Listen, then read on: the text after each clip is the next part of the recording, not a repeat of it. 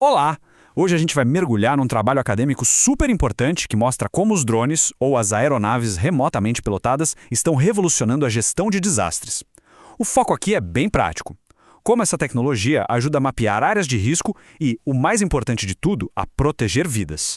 Então, para a gente começar, o material que estamos analisando é um projeto de intervenção de autoria de Wilson Batista Honório Alves, com orientação do professor Fernando Guilhom de Castro. Ele foi apresentado em 2025 como conclusão do curso de especialização em Gestão Pública em Proteção e Defesa Civil da Universidade Federal de Juiz de Fora.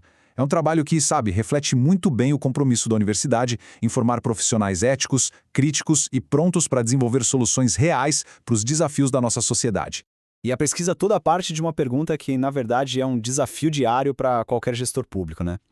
Como é que a gente consegue ter uma visão mais clara, mais rápida e mais precisa das áreas de risco para, no fim das contas, salvar vidas? Pois é exatamente essa pergunta que este trabalho se propõe a responder. Bom, e para a gente entender a solução que o trabalho propõe, primeiro a gente precisa entender o tamanho do problema. E ele é grande. O crescimento desordenado das cidades e a ocupação de áreas vulneráveis acabaram criando um desafio que, infelizmente, só aumenta no Brasil. Olha só esse número, 136%. É um número que impressiona, né?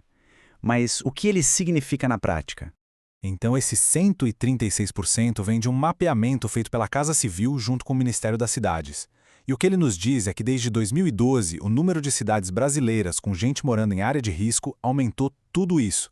Quer dizer, em pouco mais de uma década, a quantidade de municípios com populações vulneráveis mais do que dobrou. Isso coloca uma pressão gigantesca nos sistemas de defesa civil do país inteiro. E olha, essa citação da introdução do trabalho deixa o perigo bem claro.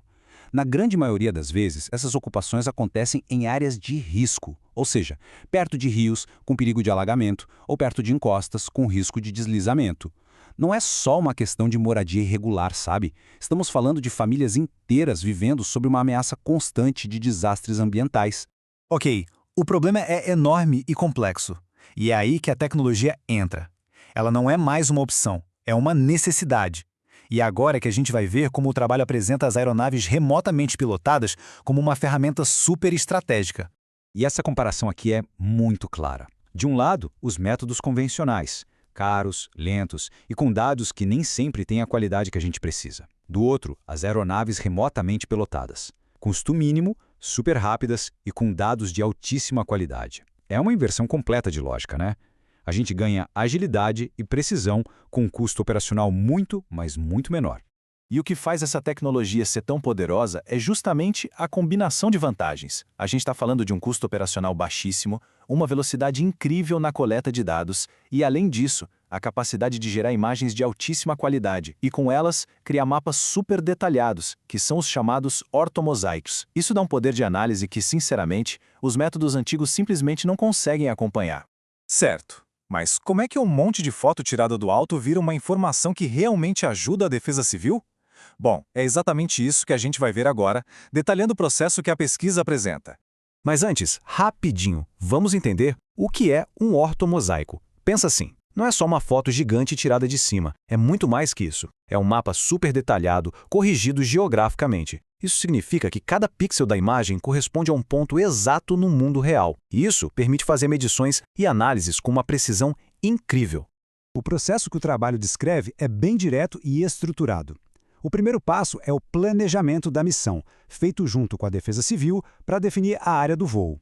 Depois, o segundo passo, a coleta. O drone vai lá e captura centenas de imagens aéreas.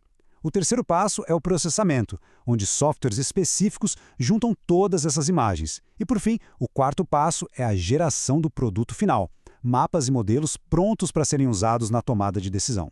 E para a gente ver isso na prática, o estudo de caso da comunidade Vila Esperança é perfeito. Olha só o resultado final. 135 fotos individuais foram processadas para criar esse mapa único e super detalhado. Com esse nível de informação na mão, a Defesa Civil pode identificar vulnerabilidades muito específicas, sabe?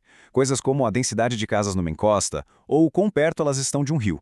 Tudo com uma precisão que seria impossível de ter só com uma vistoria em campo.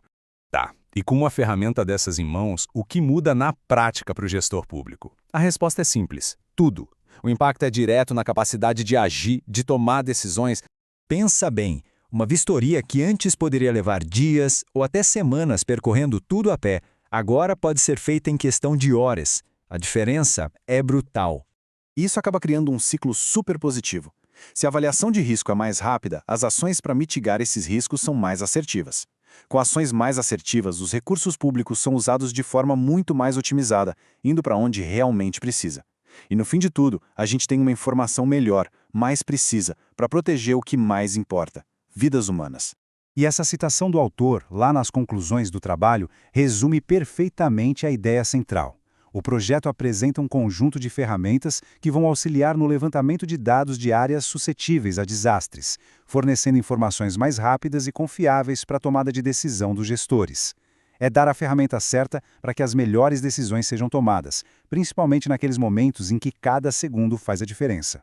Então, para a gente fechar essa análise, fica aqui o reconhecimento da qualidade e do impacto de um trabalho acadêmico como este. É o tipo de pesquisa que realmente conecta o conhecimento da universidade com soluções práticas para desafios urgentes da nossa sociedade. E isso, claro, só reforça o papel fundamental que a academia tem. E um aviso importante. Este conteúdo é uma síntese automatizada do trabalho original e foi produzido com o apoio de inteligência artificial. E aí, gostou?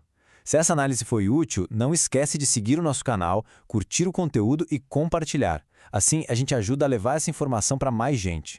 Um abraço e até a próxima!